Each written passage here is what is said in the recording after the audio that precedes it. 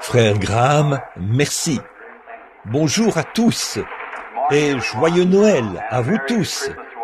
Nous sommes si heureux d'être de retour ce matin ici au tabernacle pour être avec ce charmant petit groupe. Frère Graham et moi, nous étions en train de discuter de quelque chose dans la pièce, là. Il a dit, « Frère Bill, as-tu une chose à cœur ce matin ?» J'ai dit, « Juste Christ. Amen. » C'est tout. Nous avons toujours ça. Et donc, c'est une chose que nous avons tous en commun. Nous l'avons, lui. Je suis rentré tard hier de Dallas, où nous avons eu l'une des réunions les plus glorieuses. Et la chose pour laquelle nous avons prié est maintenant sur le point d'arriver. C'est déjà en cours en ce moment, c'est-à-dire un réveil à l'échelle nationale.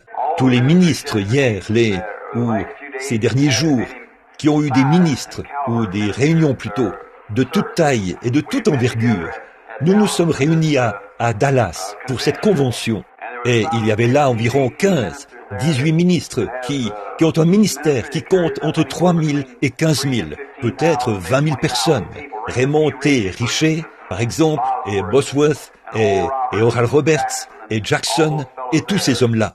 Frère Jackson, l'autre soir, pendant sa réunion, 500 personnes ont reçu le Saint-Esprit en même temps. Alors, c'est tout simplement merveilleux.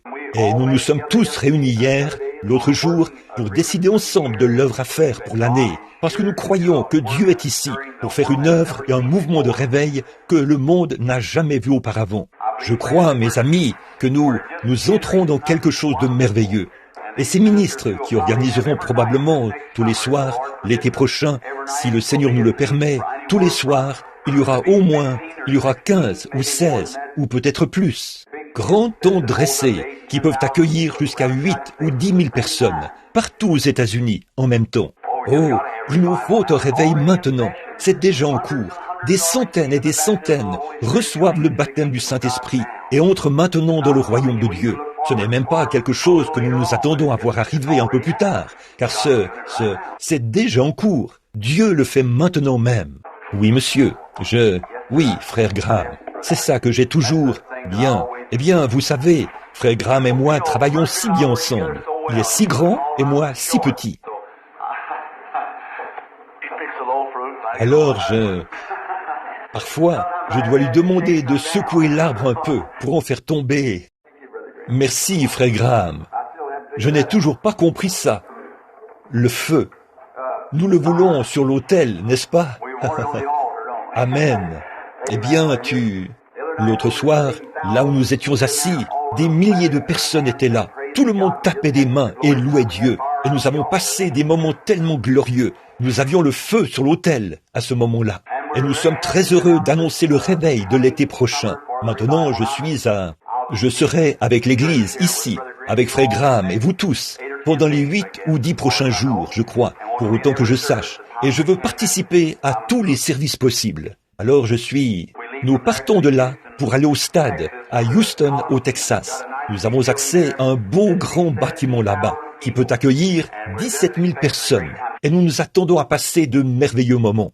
Nous avons essayé que nous ayons tous une ligne de prière là-bas, mais ce n'était pas possible. Un ministre, un endroit et un autre dans un autre endroit, dans la ligne de prière.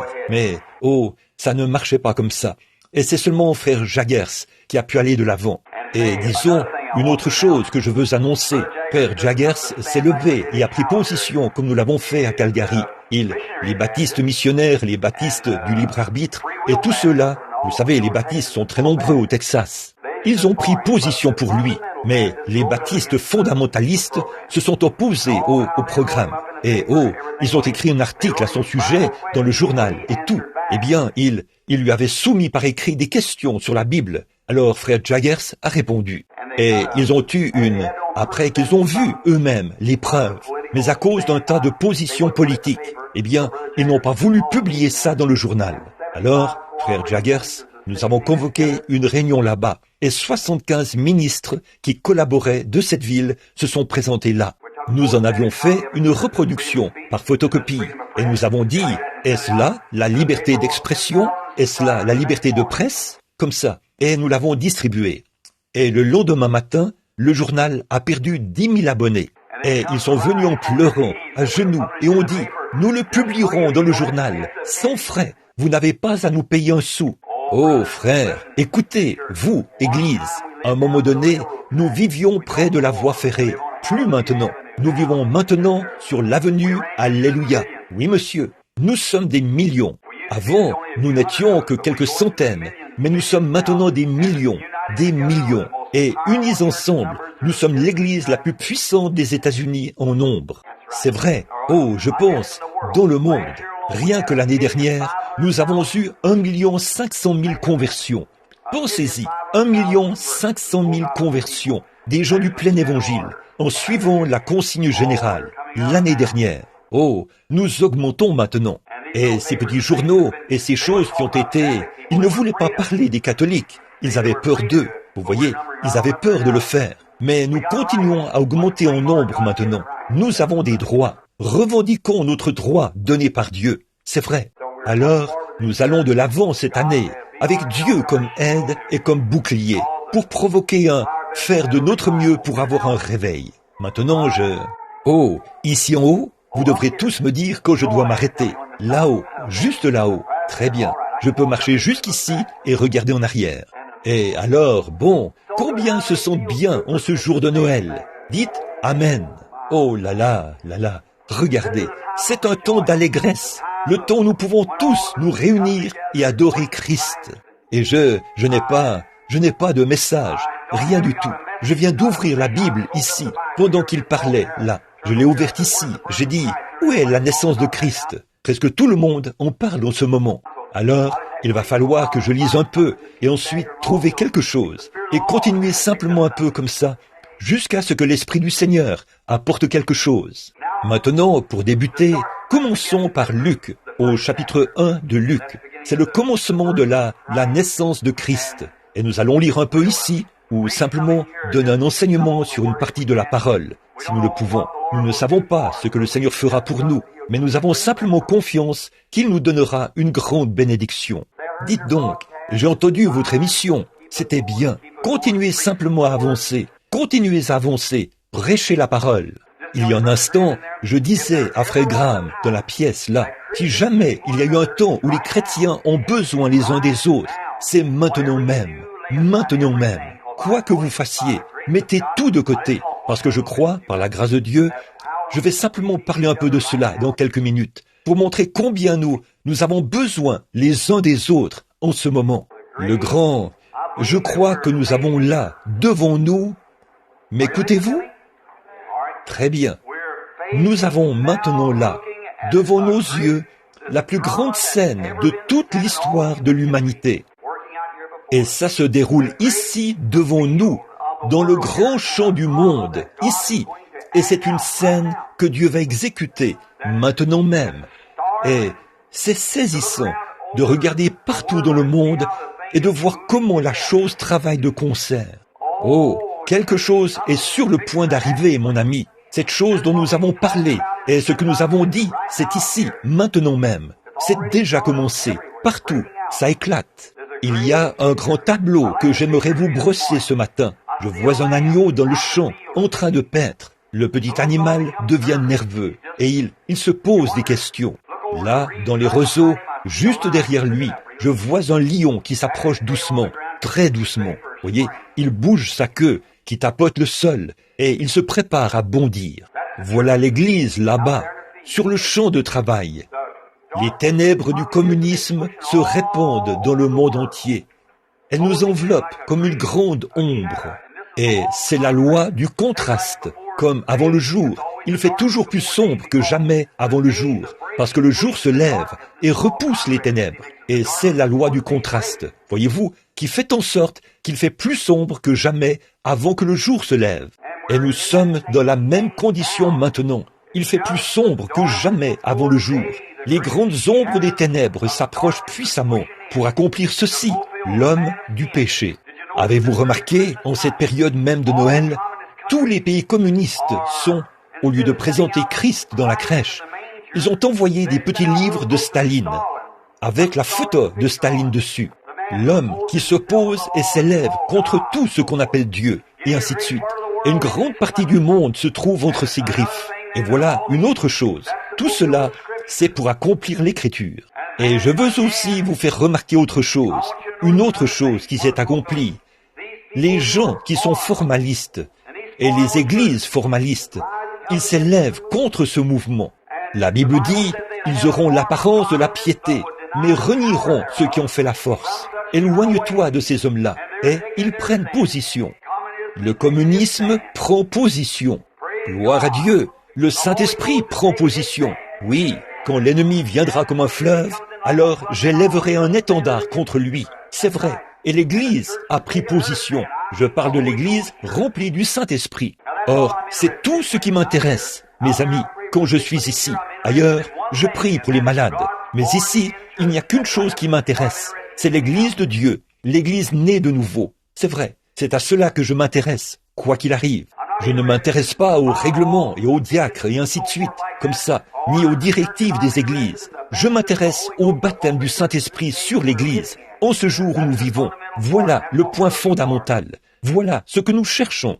Juste un mot de prière maintenant. Père Céleste, descends ce matin au milieu de nous. Accorde le Seigneur, et puisse l'Esprit de Dieu prendre le contrôle du service. Bénis l'œuvre ici, Seigneur. Bénis notre frère Graham. Dieu, donne-lui des paroles de sagesse ce soir, lors de l'émission de radio. Puisse-t-il pouvoir secouer les gens en prêchant la parole. Accorde le Seigneur. Puissent les pécheurs pleurer, s'agenouiller dans leur chambre et donner leur cœur à Christ. S'il y a des incroyants ici ce matin, ou des gens qui n'ont pas accepté Christ, puissent-ils venir aussi. Et maintenant, commence un réveil dans le cœur des gens ce matin, Seigneur. Puisse ce temps-ci être un temps de renouvellement, un temps où l'esprit sera renouvelé. Et, ô Père, voici notre prière. Viens nous prendre par la main, chacun de nous. Conduis-nous ici, dans cette voie. Montre-nous ce grand tableau qui est brossé ici, qui révèle tes secrets au cœur des saints ce matin, pour que nous puissions voir ce qui est ici, juste devant nous. Et alors que nous marchons, Seigneur, revêtus de l'armure de Dieu, puissions-nous aller comme de vaillants soldats, affronter l'ennemi. Mais comment pourrions-nous l'affronter si nous ne connaissons pas ces techniques?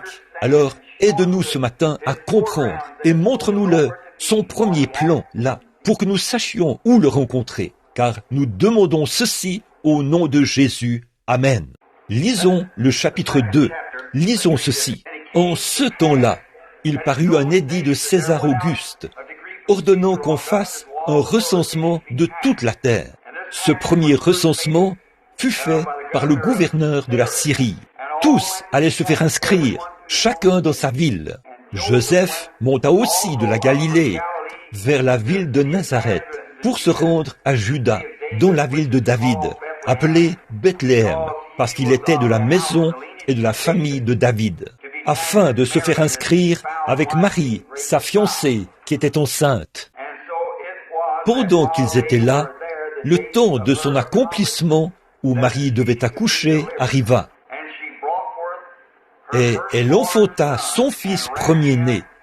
Elle l'emmaillota et le coucha dans la crèche, parce qu'il n'y avait pas de place pour lui dans l'hôtellerie. Maintenant, juste comme toile de fond jusqu'à ce que nous arrivions à la partie que j'aimerais utiliser ce matin, et que chacun de vous entre dans l'esprit du Seigneur.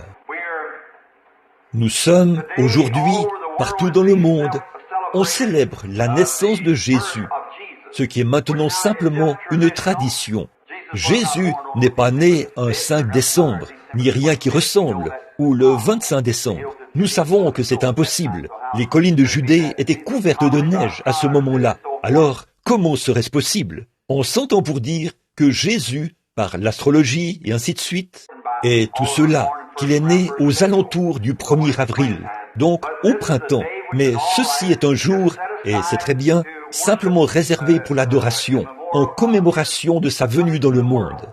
L'un des plus grands dons que Dieu ait jamais donné au monde, c'est Jésus-Christ. Ça, nous le savons. Et maintenant, ce matin, je veux parler de sa divinité, de qui il est.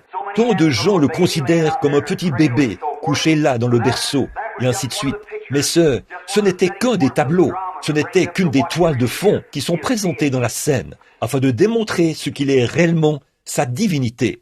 Et il a dit, dans les passages des Écritures qui parlent de sa venue, qu'on parlerait de lui dès l'époque de Jean. Déjà dans la Genèse, il était prophétisé que la postérité de la femme écraserait la tête du serpent, promettant cet enfant, Jésus-Christ. Et il a été depuis tous les prophètes, presque tous les prophètes qui ont écrit dans la Bible ont parlé de son premier et de son second avènement, quand il viendrait dans le monde.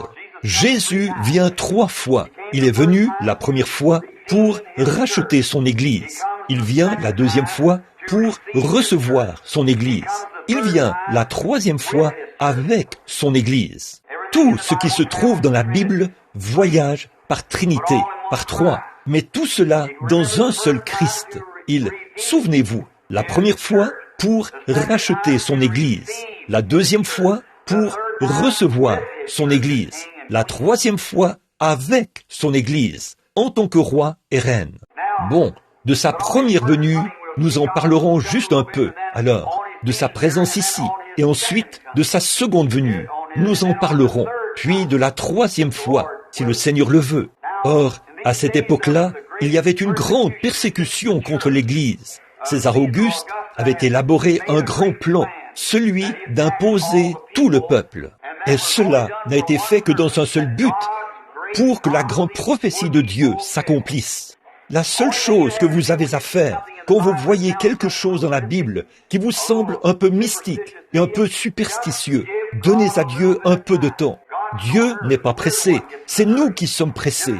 Donnez juste un peu de temps à Dieu et vous verrez les vieilles roues prophétiques, les engrenages tourner pour compléter le tableau. Ça va se développer comme lorsque l'on développe une photo. Comme quelqu'un qui parlait l'autre jour, il a dit « Dieu, qu'était-il quand il était tout là-bas, il y a des millions et des millions d'années, quand il n'était pas comme l'espace ici. Puis il a abouti dans le Logos. Et ensuite, il est descendu du Logos, il est descendu en Christ. Vous voyez, c'est simplement Dieu qui descend comme ceci sur la terre, puis qui retourne directement en Dieu. Ne voyez-vous pas ce que je veux dire? En train de tourner, de descendre de l'espace, de l'éternité. Tout s'engraine, descend dans le Logos, du Logos là dans l'homme, pour ensuite revenir de nouveau, dans un seul but, racheter cet homme qui était tombé. Or, c'est pour ça qu'il est venu, pour être un rédempteur. Et avant que Dieu puisse être un rédempteur, il devait être, selon la loi, un parent rédempteur. Il devait nous être parents. Et Dieu, au commencement, a créé son premier homme. Il l'a fait esprit. Et l'esprit est la partie invisible de l'homme, qu'on ne voit pas. Or, Dieu a fait l'homme à son image. M'écoutez-vous? Très bien. Dieu a fait l'homme à son image. Et Dieu est esprit, dit la Bible. Et le premier homme qui était fait gouvernait toute la création, tout comme le Saint-Esprit gouverne l'Église aujourd'hui. Il dirigeait la création. Il dirigeait les animaux. Mais il n'y avait pas d'homme pour cultiver le sol. Alors Dieu a formé l'homme de la poussière de la terre. Et cet homme, il se peut qu'il lui ait donné des mains comme celles d'un singe. Il se peut qu'il lui ait donné des pieds comme ceux d'un ours. Quoi qu'il ait fait, il a simplement tout mis ensemble et a créé un homme. Mais quant à cet homme, Dieu a placé cet esprit immortel qui ne meurt jamais dans cet homme. Et il est devenu plus qu'une bête. Il est devenu un homme. Et cet homme-là, c'est ce qui suscite, à mon avis, beaucoup de discussions de la part des athées et de différentes personnes. Mais l'heure est venue où Dieu répand sa lumière. Voici l'heure où Dieu est en train d'accomplir des choses. C'est vrai. Et donc maintenant, quand il discute, eh bien, ses pieds sont semblables à ceux d'un ours, et ses mains sont semblables à celles d'un primate, ou d'un singe, ou quelque chose de ce genre. Il cherche à dire qu'il tire son origine de là. Ça n'a aucun rapport. Ceci, c'est simplement le corps de chair dans lequel il habite. C'est comme une maison qui retournera dans la poussière de la terre. Mais l'esprit est immortel. Il vient de Dieu. C'est cela qui est à l'image de Dieu. Dieu est esprit. Cet homme a perdu son origine dans le jardin d'Éden. Ses relations avec Dieu, sa communion avec lui ont été coupées là-bas à cause du péché et de l'incrédulité. L'incrédulité à l'égard de quoi? De la parole de Dieu. Il a été peint un tableau à Ève un jour. Il lui était dit que tout serait beaucoup plus glorieux si elle laissait simplement tomber la parole de Dieu pour se tourner vers le raisonnement. On ne peut pas faire ça. Dieu Il y a une différence entre le raisonnement et la parole de Dieu. La parole de Dieu est vraie. Le raisonnement est faux. On ne peut pas résoudre quoi que ce soit par le raisonnement. C'est vrai. Notre cerveau n'est pas apte, et ne le sera jamais, à pénétrer la sagesse éternelle de Dieu. C'est pourquoi on ne peut pas raisonner ces choses. On doit les croire. C'est tout. Et donc, le tableau était présenté. C'est ce qui est arrivé là-bas, à notre premier père et à notre première mère. Puis, ils sont tombés. Cela a rompu la relation avec Dieu, et ils ont été chassés du jardin d'Éden. À partir de cette heure-là, Dieu s'est mis à crier en parcourant les jardins, à la recherche de son enfant perdu. Et alors, le seul moyen pour Dieu de le racheter, il faudrait que ce soit il faudrait venir le racheter lui-même. Pas dans un autre, pas envoyer quelqu'un d'autre. Il ne pouvait pas envoyer un ange, ce ne serait pas bien. Mais le seul moyen pour Dieu de racheter l'homme, c'était de descendre lui-même pour le racheter. Si quelqu'un ici péchait, et que j'étais le juge de ce groupe de gens, et que j'avais la juridiction sur vous tous, et si quelqu'un avait péché, et que je disais, maintenant frère Graham, je veux que tu payes le prix, ce ne serait pas juste. Si je disais à mon propre fils de payer le prix, ce ne serait quand même pas juste. La seule façon pour moi d'être juste, c'est de prendre moi-même sa place. Et quoi? C'est moi qui ai passé le jugement. Et alors, si je veux racheter cet homme, je dois prendre sa place moi-même. M'écoutez-vous toujours? Maintenant, regardez, je veux que vous remarquiez quelque chose. Alors, quand ceci, le seul moyen pour Dieu lui-même de racheter cet homme, c'était de descendre prendre sa place. Et c'était une loi de rédemption donnée par Moïse, qui prescrivait que cela devait être fait par un parent rédempteur, un homme qui, d'abord, était digne, un homme qui valait le prix. Alors cet homme rendrait publiquement témoignage et rachèterait les biens perdus de quelqu'un qui était tombé. Et alors, Dieu était digne. Il est descendu, il y a environ 1900 ans, sous la forme d'un bébé, né dans une crèche, couvert par le Saint-Esprit, non pas né par le désir sexuel. Il était Dieu. Le sang de Dieu était en lui. Le bébé est toujours du sang de son père, jamais de celui de sa mère. Nous le savons tous. J'ai déjà enseigné ça ici, par le passé, et vous savez que le bébé n'a pas la moindre trace du sang de sa mère en lui. Pas du tout. Non, rien n'en a. C'est toujours le sang du mâle. Une poule peut pondre un œuf, mais s'il n'est pas fertile, il n'éclora jamais. Peu importe combien l'œuf est beau et combien elle le réchauffe, il sera toujours infertile. Il va rester là et pourrir. C'est vrai, à moins que l'oiseau mâle ait été avec l'oiseau femelle. Et le germe de vie vient du mâle. Par conséquent, quand Marie, sans avoir connu aucun homme, elle était avec le mâle, Dieu, le Jéhovah Tout-Puissant, il l'a couverte de son ombre, et Dieu est le Créateur qui a créé une cellule de sang dans le sein de Marie, sans avoir connu aucun homme. Et c'est ce qui a produit le sang créateur de Dieu, pour nous racheter de notre vie venue ici par le désir sexuel. Et alors, ce sang-là a été tiré des veines d'Emmanuel sur la croix du Calvaire. Et aujourd'hui, il a la même puissance sainte de salut et de rédemption qu'il avait le jour où la transfusion a été faite au Calvaire. Vous le croyez? Amen. Maintenant, c'est vrai. Nous sommes rachetés par le sang de Dieu. La Bible dit, nous sommes acquis par le sang, rachetés par le sang de Dieu. Comment se fait-il que ce soit le sang de Dieu? Dieu n'a pas de sang. Comment est-ce possible? Parce que c'était le sang créateur de Dieu qu'il avait créé pour nous racheter, et il est venu vivre dans le même corps qu'il avait créé. Par conséquent, il ne pouvait pas.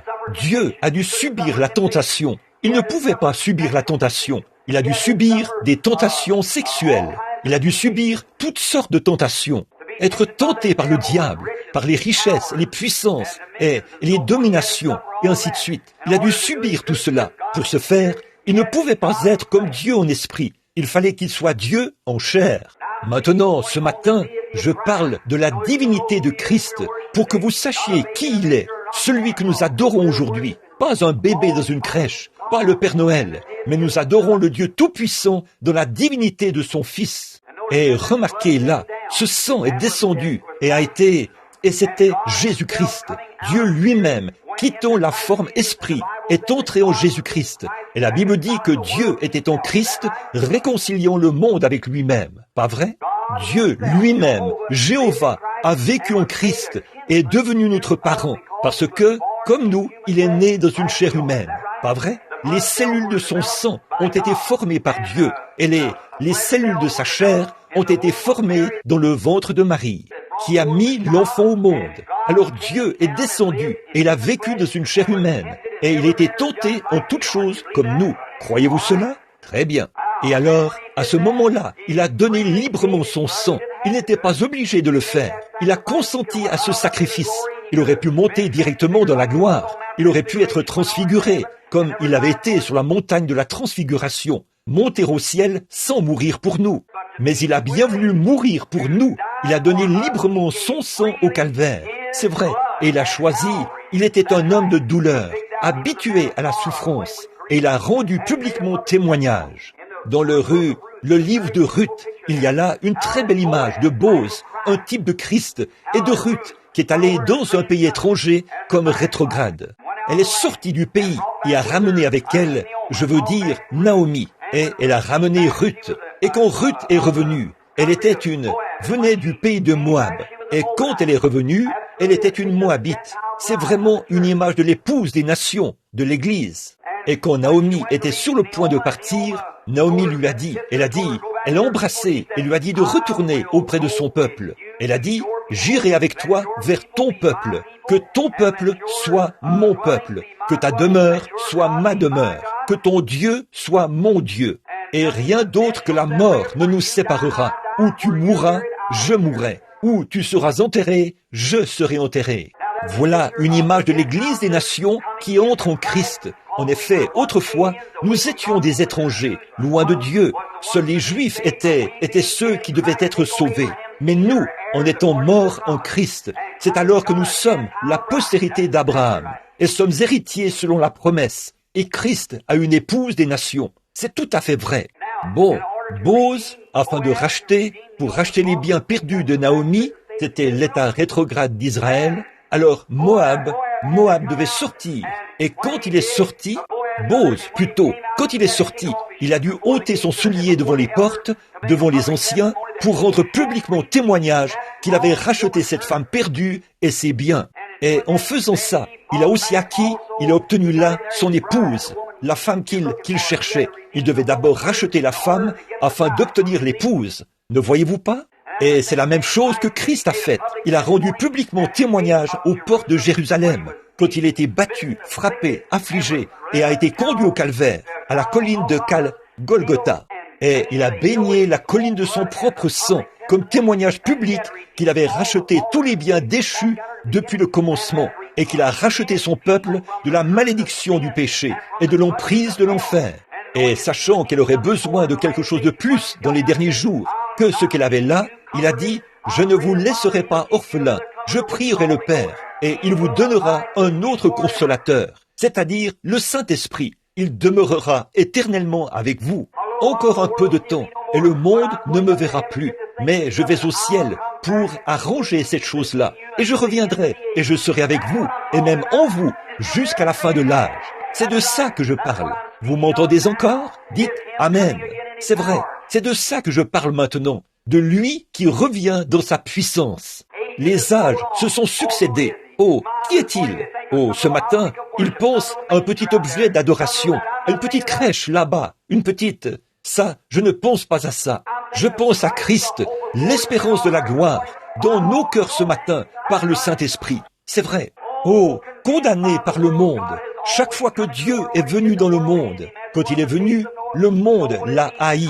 Ce qui arriva du temps de Noé arrivera de même à l'avènement du Fils de Dieu. Nous sommes en ce jour-là, mes amis.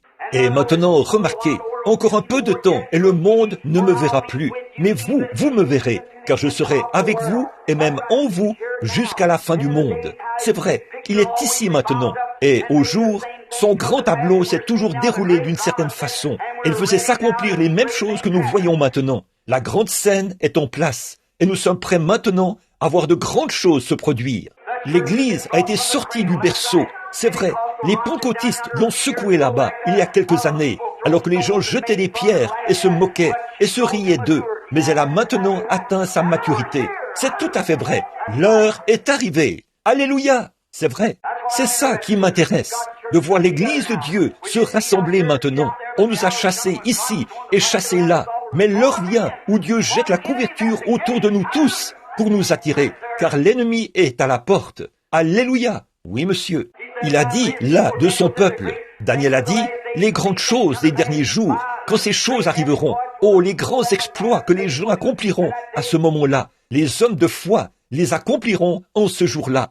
Et l'heure est maintenant venue où la grande scène, le tableau de Dieu est présenté, de la pluie, de l'arrière-saison. Joël a dit, dans les derniers jours, je répandrai mon esprit sur toute chair. Vos fils et vos filles prophétiseront sur mes servantes et mes esclaves. Je répandrai mon esprit. Je ferai paraître des signes en haut dans le ciel et des signes en bas sur la terre, des colonnes de feu et des vapeurs de fumée. Il arrivera que, avant l'arrivée du jour du Seigneur, ce jour grand et redoutable, quiconque invoquera le nom du Seigneur sera sauvé. Jésus a dit là, ces choses que je fais, vous les ferez, et de plus grandes, car je m'en vais à mon Père. Alléluia, alléluia. Voici ce qu'il a dit là, dans la parole. Là, il a dit, si vous demeurez en moi et que ma parole demeure en vous, demandez ce que vous voudrez et cela vous sera accordé. Il y a quelques années, les gens d'ici ont dit, vous qui êtes là-bas au tabernacle, vous êtes des exaltés, vous êtes tous ceci, cela et autre chose. Vous êtes fous.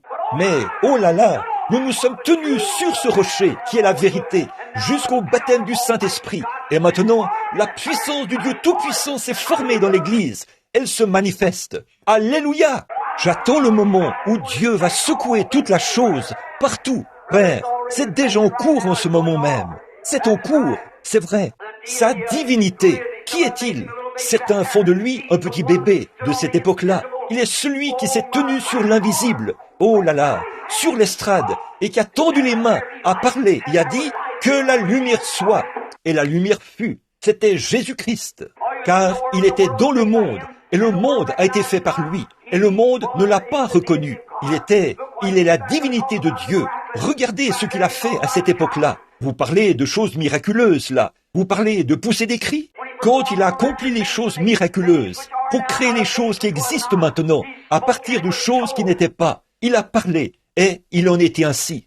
Et cette même puissance, ce même Christ, alléluia, les fondamentalistes et les gens qui nient la puissance de Dieu auront beau dire que c'est faux, mais cette même puissance qui a créé le monde par la parole est dans les gens qui ont le Saint-Esprit. C'est vrai, hommes et femmes, il est temps qu'on sache qui vous êtes. Le diable cherche à vous tenir cachés dans un coin. Il vous raconte que vous n'êtes qu'un petit peureux. Vous ne l'êtes pas. Vous êtes des fils et des filles de Dieu. La divinité n'est pas dans le ciel. Elle est en vous. Alléluia. Je sais que vous pensez que je suis fou, mais je vais vous dire quelque chose, frère. Quand vous prenez conscience que le Dieu Tout-Puissant vit en vous, la vie immortelle, je donne ma vie. Zoé, la vie de Dieu est dans l'être humain. Il s'est tenu là, à cette époque-là. Il est le créateur de toutes choses. Il a créé la vie, les grenouilles, oh, les abeilles, les canards, les poulets, les animaux. Il a créé toutes choses. Et rien de ce qui a été fait n'a été fait autrement que par lui. Qui? Christ, la divinité. Il a fait descendre des fléaux et tout au jour de l'Égypte. Qui? Christ. Il a fermé là la gueule des lions. Il a éteint la violence du feu. Ils ont échappé au tranchant de l'épée. Ils ont ressuscité les morts du tombeau. Qui? Christ. Oh là là, qu'est-ce que ce sera? Qui est-il? Christ, la divinité. Et frères, sœurs, cette divinité est en vous. Encore un peu de temps et le monde ne me verra plus. Mais vous me verrez, car je serai avec vous et même en vous jusqu'à la fin de l'âge. Christ dans la crèche? Non, Christ en vous. Alléluia. Nous n'adorons pas Christ dans la crèche, mais Christ en vous, le Saint-Esprit, l'espérance de la vie. Alléluia. Le Créateur, Dieu lui-même qui habite dans l'être humain. Ce que nous serons n'a pas encore été manifesté, mais nous le verrons tel qu'il est, car nous serons semblables à lui, l'Esprit dans l'être humain. Il n'y a pas de place pour lui. Les gens ici qui disent qu'ils sont de Christ, que leur Église est de Christ, ils vont à... Et qu'est-ce qui s'est passé hier soir? Ils ont ouvert leur cadeau de Noël. Voyons ce qu'il en est de papa. Il y avait sous le sapin de Noël de beaucoup d'hommes, hier soir, il y avait une grande caisse de bière quelque part. Pas de place pour Jésus, toute la place pour la bière. Maman a ouvert son cadeau, un jeu de cartes. Pas de place pour Christ, les cartes. C'est vrai, au lieu d'une petite Bible ou quelque chose comme ça pour les enfants, c'est un petit livre de G-Men ou un petit quelque chose comme ça. Pas de place pour Jésus. Au lieu d'aller à l'église, ils vont à un spectacle, à des danses et tout, et ils se disent chrétiens. Frères, quand la divinité de Dieu, par le Saint-Esprit, entre dans le cœur humain, elle fait sortir tout ce que Christ n'a pas créé. Vous savez que c'est la vérité. Dieu, Christ, l'espérance de la gloire, en vous, pas dans le berceau, en vous. À un moment donné, Dieu était là, au commencement. Ensuite, il est venu en Moïse. Il est venu dans les enfants d'Israël. Il est venu dans le berceau. Mais maintenant, il l'adore comme s'il était quelque chose de la préhistoire, d'il y a très longtemps. Alors que Christ est en vous. Le voici aujourd'hui. Le Fils de Dieu avance. Sa grande église avance. Aujourd'hui, l'église a des soupers où on sert de la soupe, des soupers où on sert de la tarte. On veut voir qui peut s'habiller le mieux, qui entre dans l'église en grande pompe et avec gloire, qui a la meilleure église, les meilleurs sièges, qui peut jouer ceci, qui peut faire cela. Et pas de place. Chaque fois, ils ont autre chose à faire que de prier. Ils ne peuvent plus prier. Ils ont autre chose à faire. Ils ne peuvent plus prier. Ils ne peuvent tout simplement plus aimer ou servir Dieu comme ils le faisaient autrefois. Il n'y a pas de place pour lui à l'auberge. Et ceci, c'est le temps de la fin, mon ami. Il n'y a pas de place pour lui à l'auberge. Évidemment, je sais ce que signifiait cette auberge, mais je parle de cette auberge-ci. Mais la Bible dit, en ce jour-là, quand l'amandier fleurira, les désirs de l'homme cesseront, parce qu'il s'en va dans sa demeure éternelle, et les pleureurs parcourent les rues. Avant que la corde d'argent se brise, que le seau se rompe sur la source. Oh, miséricorde, mon ami. Mais le prophète a aussi dit, vers le soir, la lumière paraîtra. C'est vrai, le sentier de la gloire, là, tu le trouveras. C'est vrai, le temps du soir est venu. L'église maintenant, qui autrefois était comme cette petite expérience de la crèche que nous avons vécue, en est maintenant au point où les gens prennent conscience que la divinité et la puissance du Dieu Tout-Puissant vivent dans l'être humain. Oh, frères, sœurs, laissez-moi vous parler au nom de Jésus ce matin. M'entendez-vous encore? Oh là là, laissez-moi vous dire quelque chose. Le temps viendra où les femmes et les hommes seront à peu près pareils. Ils s'habillent de façon tellement semblable qu'on ne peut pas les distinguer l'un de l'autre. C'est vrai, toutes ces choses dans la Bible dont il est dit qu'elles arriveraient sont ici. C'est vrai, vous savez que c'est la vérité. Est-ce la vérité? Est-ce la vérité? Et ça l'est, c'est la vérité. Ils agissent de la même manière, ils ont une apparence semblable, jurent de la même manière, parlent de la même manière. La Bible a dit qu'il en serait ainsi. Il a dit, dans les derniers jours, il y aurait des temps difficiles. Les hommes seraient égoïstes, s'aimant plus qu'ils aiment Dieu, déloyaux, calomniateurs. En sommes-nous là? C'est vrai. Oh, gloire à Dieu! Je sens quelque chose qui remue dans mon âme. Oh, quand je regarde là, ce qui arriva du temps de Noé, arrivera de même à l'avènement du Fils de l'homme. Noé avait des fidèles à cette époque-là. Dieu a des fidèles aujourd'hui. L'heure vient, le cadre dans lequel se déroule cette grande scène. Hommes et femmes, si le Saint-Esprit habite en vous, le Christ qui est né il y a 1900 ans est arrivé à l'état d'homme fait. Il n'est jamais resté dans le berceau.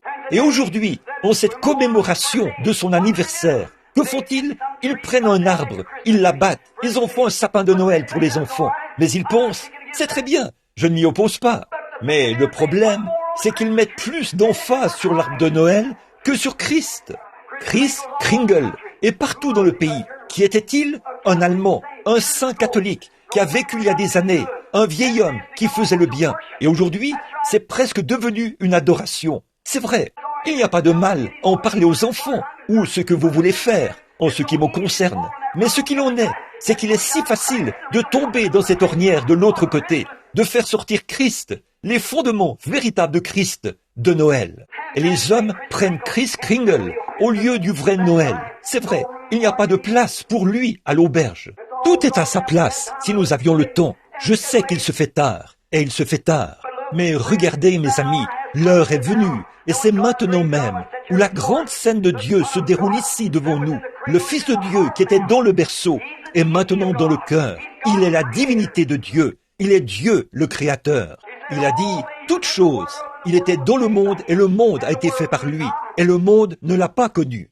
Et aujourd'hui, c'est ça le problème de l'Église. L'espérance de la gloire. Le baptême du Saint-Esprit est entré dans le cœur des gens et ils ne reconnaissent pas ce que c'est. Ils pensent que c'est une petite adhésion à l'Église ou quelque chose comme ça.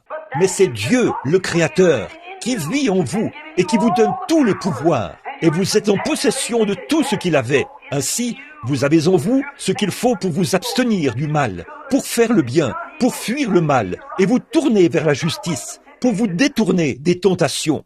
Toute méchanceté, haine, querelle, jalousie et ainsi de suite, détournez-vous-en, car cela l'ôterait de votre cœur. Si vous voulez le recevoir, l'embrasser et l'aimer, et le garder dans votre cœur et l'aimer.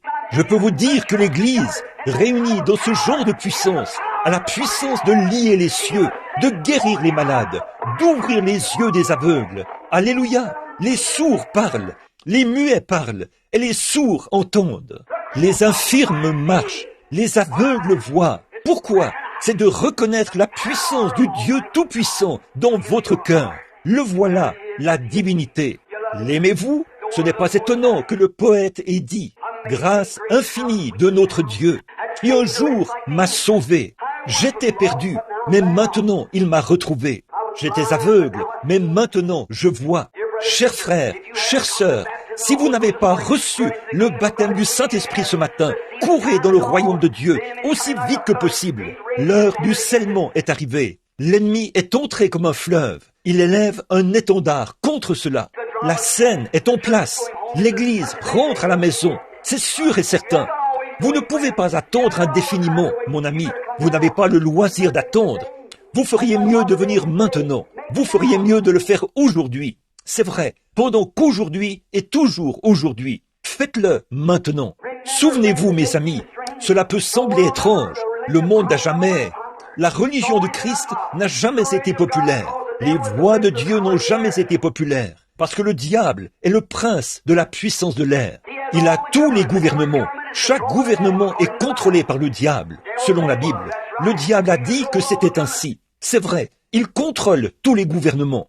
Et la Bible dit, et vous, tous les saints anges, et vous, les saints sur la terre, réjouissez-vous, car le royaume du monde est remis à notre Dieu et à son Christ, et il régnera. Satan a emmené Jésus au sommet de la montagne et lui a montré tous les royaumes du monde. Il a dit, tous ces royaumes m'appartiennent et je te les donnerai. Jésus a dit, retire-toi, Satan. C'est vrai, il ne se souciait pas. Il a dit, si mon royaume, de ce monde, je pourrais appeler des légions d'anges, mais mon royaume n'est pas de ce monde, mais mon royaume est dans le ciel. Et il a dit, le royaume de Dieu sera au-dedans de vous. Ainsi donc, les légions et les puissances et le soutien des saints anges, alléluia, sont en vous ce matin, par la divinité de Christ, par le baptême du Saint-Esprit. Oui, monsieur, qui êtes-vous ce matin?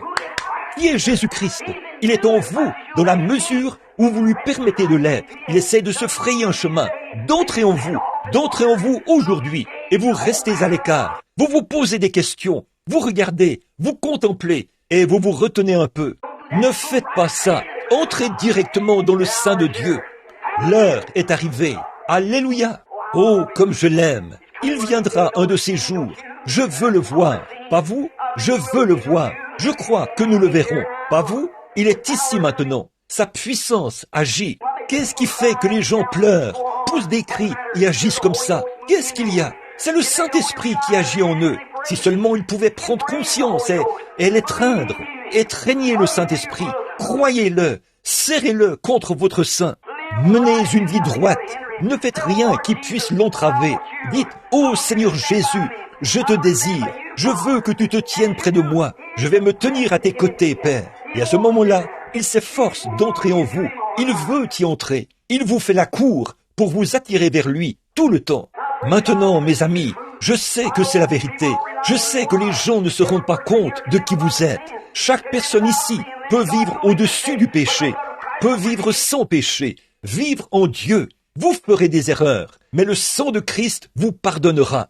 Père, pardonne-leur, car ils ne savent pas ce qu'ils font. Pas vrai? Cette même puissance de Christ qui était suspendue à la croix du calvaire le même Dieu qui l'a ressuscité au jour de la résurrection. C'est en vous maintenant, vous qui avez le Saint-Esprit. Oh, ne l'aimez-vous pas? Oh là là, écoutez sa voix qui appelle aujourd'hui. Amenez-le près de votre sein et dites, ou serrez-le contre votre sein et dites, maintenant Seigneur Jésus, j'ai été un peu différent, mais depuis ce jour de Noël, je me rends compte de qui tu es maintenant. Autrefois, je t'adorais en tant que petit bébé dans une crèche.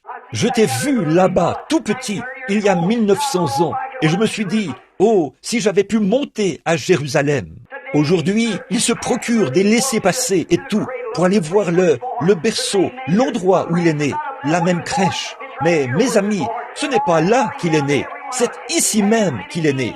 Dieu l'a fait descendre vers chacun de nous, et son être vivant vit en nous. Oh, le Créateur, la chose qui a créé le monde, créé les cieux, créé la terre, créé l'homme, se trouve dans chaque individu qui a le baptême du Saint-Esprit aujourd'hui. C'est ça qu'il faut, c'est ça le secret, recevoir le Saint-Esprit. Il est en vous, il est l'espérance de la gloire. Et regardez ici, dans l'Ancien Testament, comme je l'ai mentionné bien des fois, quand le contrat était rédigé, on le déchirait au-dessus du corps d'un animal mort. Et quand on réunissait ces deux contrats, ce contrat devait s'emboîter l'un dans l'autre. Et aujourd'hui, Dieu a rédigé un contrat, pas parce que vous étiez bon, pas parce que vous aviez adhéré à l'Église, pas parce que vous aviez un bon rang dans la société. Vous pouvez être vraiment bon, vous pouvez mener une vie pure, vous pouvez aller à l'Église tous les jours, vous pouvez faire des sacrifices tous les jours, vous pouvez donner une partie de votre argent, vous pouvez abandonner tous les péchés du monde et tout, et mener une vie aussi loyale et fidèle que possible. Mais vous manquerez le ciel aussi vrai que l'Est est éloigné de l'Ouest. C'est vrai, ce n'est pas par la bonté que nous sommes sauvés, mais c'est par sa miséricorde que nous sommes rachetés, que Dieu voulait faire des fils et des filles.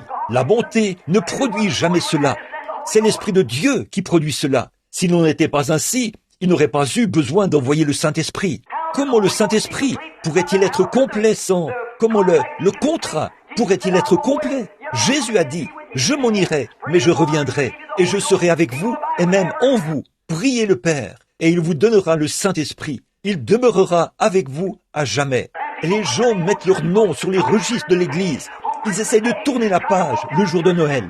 Ils essayent de descendre là-bas à l'église et de rendre quelques hommages à la crèche de cette époque-là. Alors que le Saint-Esprit s'efforce d'entrer partout, essayant de trouver. Et le monde les a tellement aveuglés qu'ils s'avancent là et disent « Eh bien ça, c'est une bande d'exaltés, tout comme il en était du temps de Noé. Il en est de même maintenant. La venue du Fils de Dieu approche, c'est vrai. Et seulement ceux qui sont remplis du Saint-Esprit, qui ont la vie immortelle qui vit en eux, le Saint-Esprit, c'est ce type de gens-là qui sera enlevé d'ici, c'est sûr et certain. Il y avait quelque chose d'autre à propos de cette vieille petite arche au temps de Noé qui flottait au-dessus de l'eau. C'était un pouvoir attractif d'en haut. Il y avait une lumière au sommet et c'était la gloire de Dieu qui brillait du haut du ciel dans cette chambre haute. Et je vous le dis aujourd'hui, mes amis, écoutez ma parole. Il y a un pouvoir attractif qui ne vient pas de l'Église, qui ne vient pas du pasteur, mais qui vient de la gloire. Le baptême du Saint-Esprit qui descend dans le bon canal pour faire monter une église. Qu'est-ce que c'est? La puissance de Dieu, l'accès à sa vie, Zoé. Ces choses que je fais, vous les ferez aussi, vous en ferez de plus grandes. Il a été persécuté, on a ri de lui, on s'est moqué de lui, il est mort et il est allé dans la tombe. Mais il était fidèle, il avait l'Esprit de Dieu en lui et Dieu l'a ressuscité. Si nous suivons le même chemin, nous réussirons aussi. Oh, alléluia, je l'aime. M'entendez-vous toujours? L'aimez-vous? L'aimez-vous de tout votre cœur? N'est-il pas merveilleux? Oh là là, l'œil a vu, l'oreille a entendu ce qui est enregistré dans la parole de Dieu. N'est-il pas merveilleux, merveilleux? Courbons la tête. Père céleste, ô Jésus, j'attends avec impatience une grande heure. Je la vois venir. Je vois qu'il n'y a aucun espoir nulle part ailleurs. Je vois que l'âge avance. Je vois les grandes lumières rouges du communisme se balancer au-dessus de la terre. Je vois les églises formalistes élever un étendard contre ton église. Elles essayent de les condamner en disant « La guérison divine est fausse. Ce n'est que du fanatisme. Il y a un projet de loi dans notre propre Maison Blanche pour mettre fin à cela. » Oh, mais, oh Dieu, l'autre jour, j'étais assis là et je voyais ces gens saints, tous illuminés par la puissance de Dieu. Je contemplais leur visage et je voyais la gloire de Dieu. Ils peuvent être comme les enfants hébreux à la fournaise ardente. Nous ne nous prosternerons jamais. Non, notre Dieu peut nous délivrer. Tu viendras bientôt, Seigneur Jésus. Et je vois que l'heure est en train de s'installer où les gens ont l'apparence de la piété, mais renient ceux qui ont fait la force. Éloigne-toi de ces hommes-là, as-tu dit, l'Esprit qui parle des derniers jours. Et nous voici en ce jour-là, aujourd'hui. Voici notre petite église assise ici, Seigneur, des hommes et des femmes qui, je crois, t'aiment. Et je prie au Dieu que cet esprit qui a rempli beaucoup de leur cœur dans le passé, qu'il vienne maintenant plus profondément, encore plus. Puisse-t-il rejeter toute méchanceté, toute querelle, tout ce qui est différent de toi, et avancer aujourd'hui, pas vers la crèche, mais vers le calvaire, pas rien qu'au calvaire, mais à Christ, l'espérance de la gloire, la divinité de Dieu, la magnificence de Dieu, la puissance de Dieu qui est maintenant dans nos cœurs, qui essaie de nous faire sortir des choses du monde, afin qu'il puisse nous enlever de cette terre un jour, pour nous emmener dans un pays meilleur. Dieu, accorde-le aujourd'hui. Écoute la prière de ton serviteur et parle aux gens. S'il y a des perdus ici, des gens qui n'ont pas le Saint-Esprit, puissent-ils recevoir de toi ce matin? Accorde-le, Dieu bien-aimé, car nous le demandons au nom de ton cher Fils bien-aimé, Jésus, qui, il y a 1900 ans, est né dans une crèche, qui a souffert 33 ans plus tard au calvaire pour nos péchés, qui est monté en haut quelques jours plus tard, 40 jours plus tard. Il a été élevé dans la gloire, puis 10 jours plus tard, il est revenu dans la puissance du Saint-Esprit et il vit maintenant dans l'Église. Et bientôt, avec cette même puissance qu'il a ressuscité, le Saint-Esprit dans l'Église, il l'enlèvera. Ô Dieu, ne veux-tu pas venir et sauver l'Église? Car nous le demandons en son nom. Pendant que vous avez la tête inclinée, nous allons chanter « Il appelle aujourd'hui ». S'il y a quelqu'un ici, sans Christ, sans Dieu, sans espérance, viendriez-vous maintenant?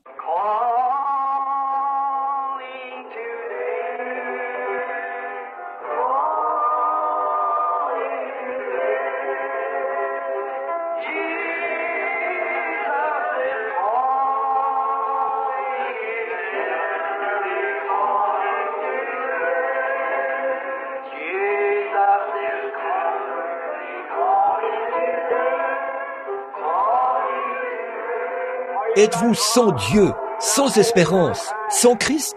Êtes-vous conscient, chrétien, que vous n'avez pas la plénitude de la vie, de la parole de Dieu? Ne voulez-vous pas venir?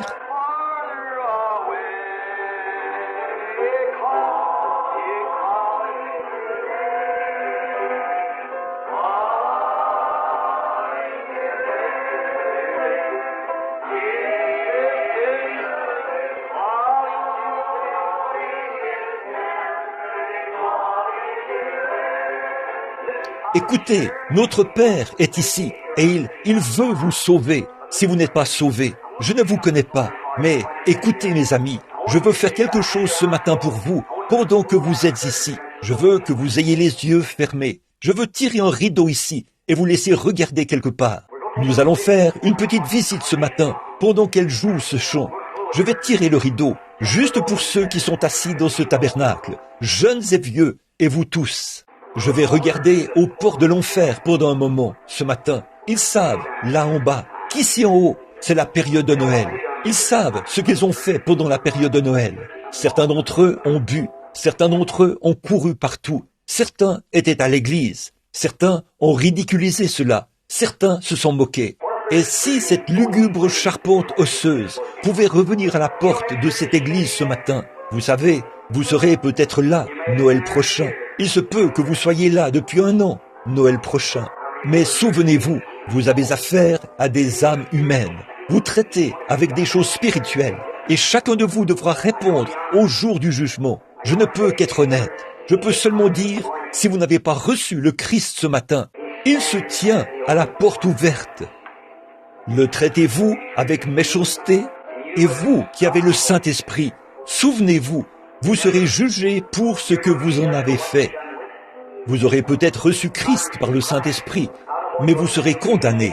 Tout homme est jugé selon les œuvres qu'il a faites lorsqu'il était dans son corps. Après que vous avez reçu le Saint-Esprit, qu'est-ce que vous en avez fait? Avez-vous parlé de votre voisin? Avez-vous mal agi? Si oui, souvenez-vous, je recommencerai une nouvelle vie maintenant même. Dites, Seigneur Jésus, aujourd'hui, à partir de maintenant, je serai ce que tu veux que je sois.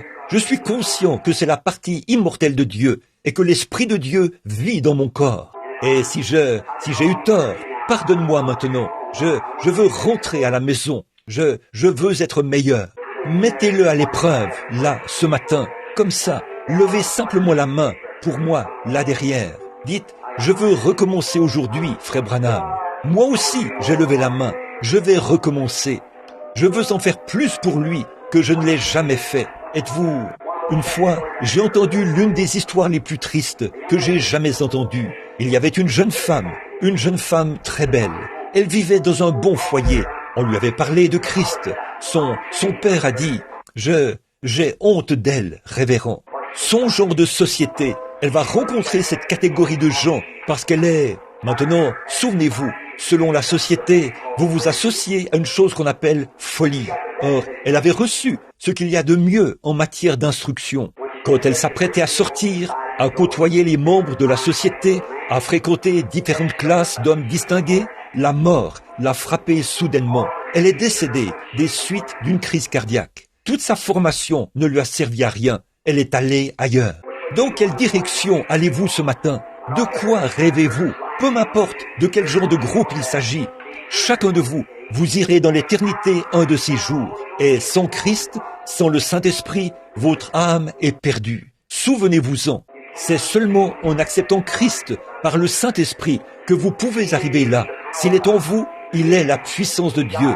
Vivez par cela. Il est Dieu en vous. La Bible dit, vous devenez des dieux. C'est vrai. N'êtes-vous pas tous des dieux? Et Jésus a dit à les pharisiens, là, ont dit, tu te fais Dieu. Il a dit, n'est-il pas écrit dans votre loi que vous êtes des dieux? Il a fait de Moïse un dieu pour Pharaon. Et il a fait de vous un Dieu pour les gens. C'est vrai. Et vous, ce matin, vous êtes des épîtres écrites de Dieu. Votre vie est de Dieu. Et elle porte même ce Saint-Esprit. Regardez ici, mes amis. Ne laissez pas ceci vous échapper. Ne laissez pas ça passer comme un petit quelque chose de mythique. Père, nous venons ce matin en tant que tes humbles enfants. Je suis conscient que nous vivons à la dernière heure. À l'heure de la fin, quelque chose peut arriver d'un moment à l'autre. Des hommes, des femmes, des garçons et des filles, ici, sont sans Dieu. Et je te prie, Père, d'être miséricordieux. Je te prie d'être miséricordieux envers ceux qui ont reçu et qui ne se rendent pas compte que tu es proche dans leur cœur.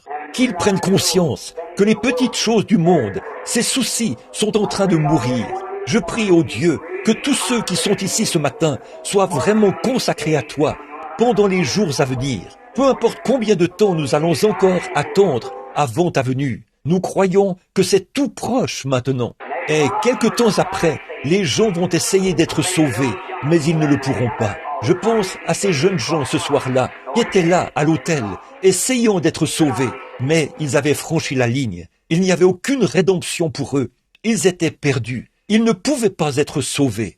Père, je te prie simplement de les bénir, chacun d'eux, pendant qu'il y a encore du temps pour nous, Père, qu'ils le recevront aujourd'hui, car nous le demandons en Jésus-Christ.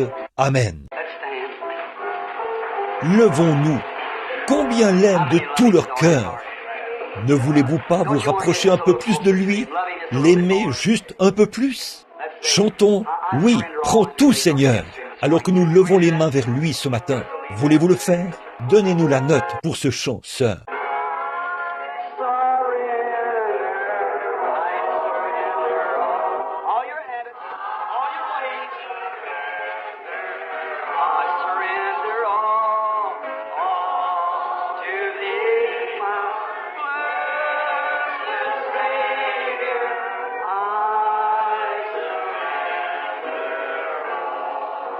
Êtes-vous vraiment sincère?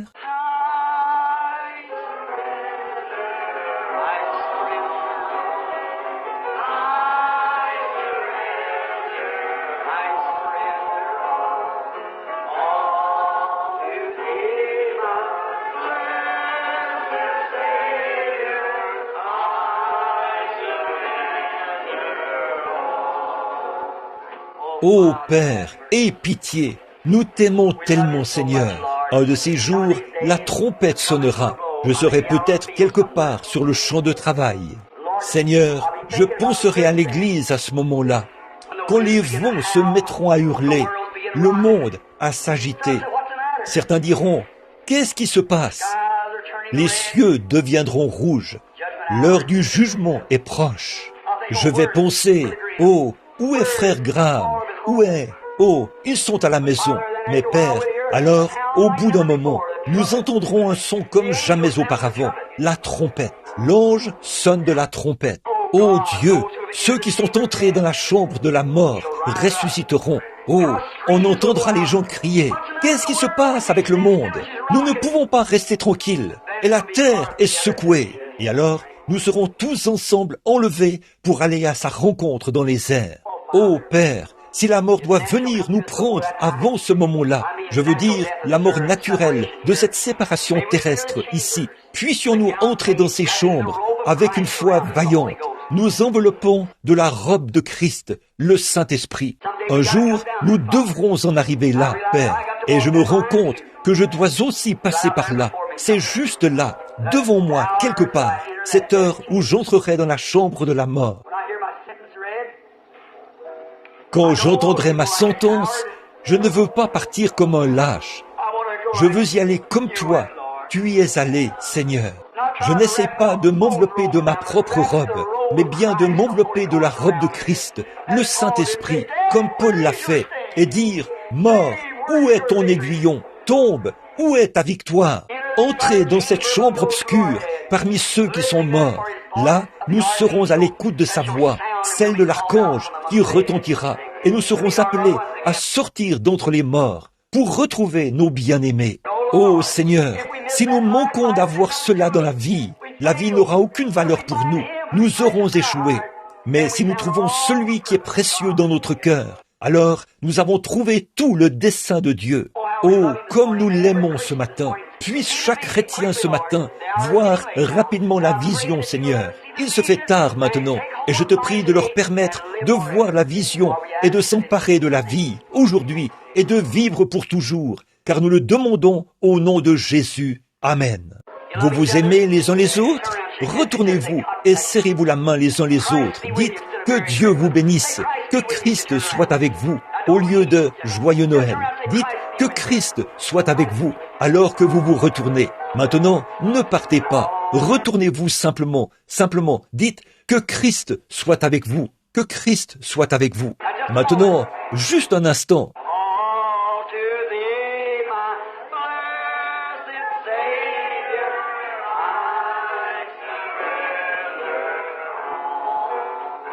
Eh bien, je pensais qu'il était midi passé. Il est 11 heures passées. Et je pensais qu'il était midi 20. Juste, que dites-vous? Amen. Est-ce que tout le monde aime le Seigneur? Dites, loué soit l'Éternel. Disons juste un peu, pas plus de 3 ou 4 paroles pour rendre témoignage, comme j'aime Jésus. Dites simplement, oui, pas plus que ça. C'est ça, quelqu'un d'autre. Je l'aime. Oh,